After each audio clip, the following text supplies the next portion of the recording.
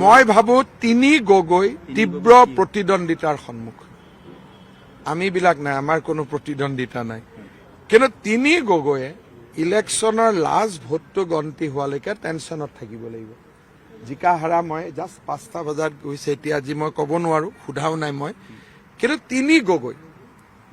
কাৰণ এই তিনি গগৈৰ কনচেপ্টটোৱে মানুহে বেয়া পাইছে আৰু এই তিনি গগৈয়ে শেষলৈকে তেওঁলোকে ইলেকশ্যনৰ লাষ্ট ভোটটো কাউণ্টিং হোৱালৈকে টেনশ্যনত থাকিব লাগে হয়তো 2000 ভোটত জিকিব পাৰে 2000 ভোটত হাৰিব পাৰে মই নকওঁ কিন্তু আমি যেনেকে জিকিম তাৰ ওচৰা ওচৰিও তেওঁলোক যাব নোৱাৰে আমি গগৈ নোহোৱা মানুহবিলাকে যিটো ভোটত জিকিম তেওঁলোক তাৰ ওচৰত যাব নোৱাৰে আৰু বিজেপিৰ গগৈবিলাকে তাতকৈ ভাল ভোটত জিকিব যদি তৰংগ গগৈ আৰু অখিল গগৈ মাৰ্জিন দেখে তৰংগ গগৈ বেছি ভোটত জিকিব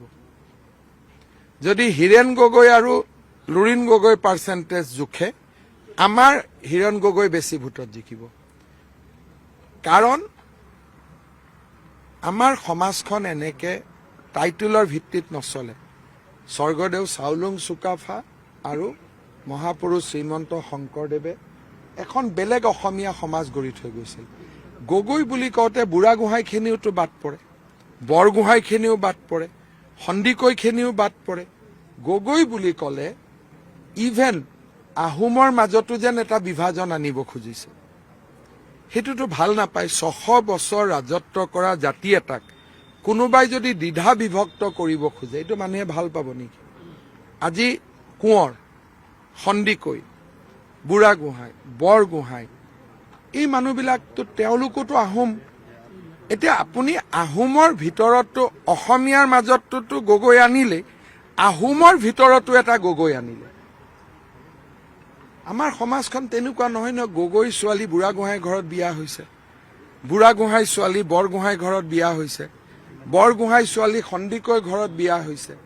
গতিকে আপোনালোকে অলপমান ধৰক উৎসাহত থাকে কাৰণে তিনি গগৈ আপোনালোকৰ ভাল লাগে কিন্তু মোক ইলেকশ্যন কেম্পেইনত প্ৰত্যেকগৰাকী আহোম মানুহে কৈছে যে এইটো তেওঁলোকে বেয়া কাম কৰি আছে কাৰণ সুশান্ত বৰগোহাঁই ময়ূৰ বৰগোহাঁই তেওঁলোকে আহোম মানুহ নহয় নেকি এই যে এটা আপোনালোকে কালি যদি মই কৈ দিওঁ তিনি কলিতা এইটোতো মানুহে ভাল নাপায় তিনি শইকীয়া এইটোতো মানুহে ভাল নাপায় তিনি কোঁৱৰ যদি কয় যে হয় এইবাৰ অসমক খিলঞ্জীয়া অসমীয়া তিনিজন লগ লাগিছে তিনিজন পাহোৱাল আহোম লগ লাগিছে এইটো এটা বেলেগ কথা তিনিজন পাহোৱাল লাচিত লগ লাগিছে এইটো বেলেগ কথা তিনি গগৈটো কি কনচেপ্ট হল এটা মোক বুজাই দিয়কচোন গগৈ মানুহবিলাকে বেয়া পাই আছে ভাই এইবিলাক কি কৰি আছ তহঁতি